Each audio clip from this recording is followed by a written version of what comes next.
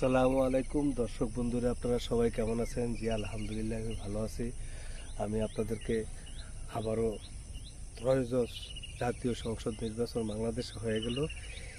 তো ইতিমধ্যে এই কয়েকদিনের ভিতরে আমাদের ত্রয়োদশ জাতীয় সংসদের প্রথম অধিবেশন শুরু হবে। ইতিমধ্যে আমাদের সংসদ সদস্যদেরকে নিয়ে ট্রেনিং করানো হচ্ছে যে কীভাবে কথাবার্তা বলা হবে। তো আমি আজকে আমাদের প্রসঙ্গই হচ্ছে যে বাংলাদেশের আমরা 95% মুসলিম কান্ট্রি।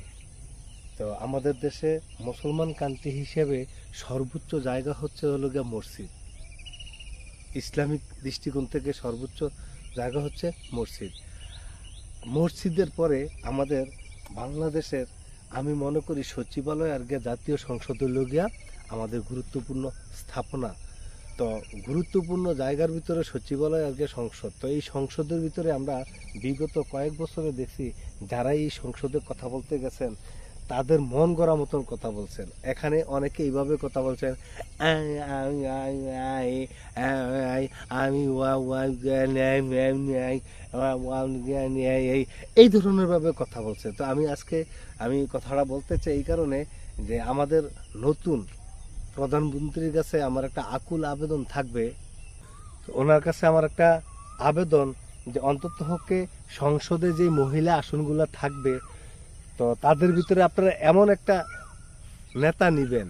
আর দলের কাণ্ডারি হইয়া অনেকদিন নির্যাতনের নেতা হয়েছে দেখে তাকে নিতে হবে, নেত্রী তাকে নিতে হবে, এমন কোনো কথা না। কথা বলতে পারবে না, একটা জিনিস রিডিং পড়তে পারবে না,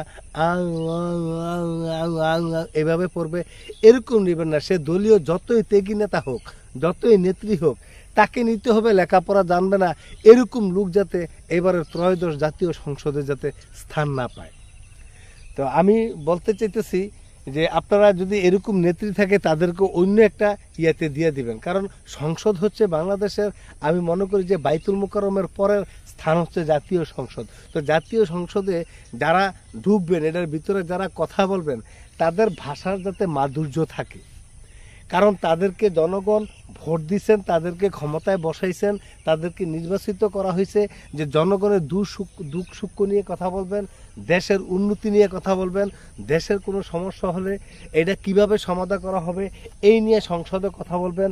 জনগণের উন্নতির জন্য, জনগণের যাতে কাজ ভালো হয়, আমাদের আইন শৃঙ্খলা, বিভিন্ন অর্থনৈতিক কিভাবে আমরা চাঙ্গা হব, বিশ্বের সাথে তাল মিলিয়ে আমরা কিভাবে আমরা উন্নতির দিকে যাব, সেই নিয়ে যাতে কথাবার্তা হয়। এখানে বিরোধী দলকে নিক্ষেপ করে, যেরকম ইরান আর ইসরায়েল আমেরিকা যেভাবে ক্ষেপণাস্ত্র ব্যবহার করতেছে যুদ্ধ নিয়ে, এরকম যুদ্ধর ক্ষেপণাস্ত্র যাতে বাংলাদেশের সংসদে আলাপ আলোচনা না হয়। সংসদে কথা হবে দেশের জনগণ নিয়ে, দেশের উন্নতি নিয়ে। আর বিরোধী দলকে হিট করে কথা বলবো, অমুক নেতাকে ছোট করে কথা বলবো, অমুক দলকে ছোট করে কথা বলে, এরকম কথাবার্তা যাতে আমাদের জাতীয় সংসদে অন্তত ত্রয়োদশ জাতীয় নির্বাচনের এই সংসদ অধিবেশনে যাতে না হয়। আর এখানে অন্তত এখন বাংলাদেশে আগে শিক্ষিতের হার কম ছিল, যার কারণে হয়তো আগে অশিক্ষিত লোকেরা যারা লেখাপড়া কম জানতো তারা হয়তো কোনো না কোনোভাবে কি রাজনৈতিক দলের কর্মকাণ্ডের সাথে জড়িত ছিল, তারা সংসদ সদস্য হয়েছে। এখন আমি মনে করি যে সংসদ সদস্য যারা হচ্ছেন তাদের ভিতরে শিক্ষা নাই, শিক্ষার আলো নাই, এমন লোক কিন্তু নাই। কিন্তু আমার কথা হচ্ছে যে একটা শিক্ষিত লোকের মুখের ভাষাটা এমন হবে। আপনারা আমাদের এই চ্যানেলের যে কথাটা আজকে তোলা হয়েছে, যে প্রসঙ্গটা তোলা হয়েছে, আপনারা যদি আমার সাথে একমত হন, আপনারা দেখবেন বিগত আমলের সংসদের ভিতরে, সংসদে জাতীয় স্পিকার যাদেরকে কথা বলার অনুমতি দিচ্ছে তাদের ভাষাগুলো আপনারা আছে না দেখবেন যে তারা কি ভাষায় কথা বলছে। আমার কাছে একটা লজ্জাজনক ঘটনা হচ্ছে যে বাংলাদেশের সর্বোচ্চ জায়গা হচ্ছে মসজিদের পরে হচ্ছে জাতীয় সংসদ। এই সংসদে যারা যায় তাদের ভাষা কেন এরকম হবে? তাহলে এদের ভিতরে দিন মজুর যারা, কুলি মজুর, রিক্সা চালক যারা আছে, ওরা লেখাপড়া জানে না, আমরা কথাবার্তার মাধুর্য নাই, আমাদের কথাবার্তা হবে উল্টাপাল্টা। কিন্তু তাদেরকে একটা আসন থেকে তাদেরকে নির্বাচন করা হয় তাদেরকে জনগণের খেদমত করার জন্য, দেশের উন্নয়ন করার জন্য, কিন্তু তাদের ভাষা কেন এরকম হবে? তো এই জন্য আমি মাননীয় প্রধানমন্ত্রীর কাছে বিনীত অনুরোধ করব যে আপনি অন্ততপক্ষে এবারের জাতীয় সংসদে যারাই সংসদে নির্বাচিত হয়েছেন অন্ততপক্ষে তাদেরকে যে ট্রেনিংয়ের মাধ্যমে আপনি ব্যবস্থা করছেন এই জন্য আপনাকে সাদর সম্ভাষণ জানাচ্ছি।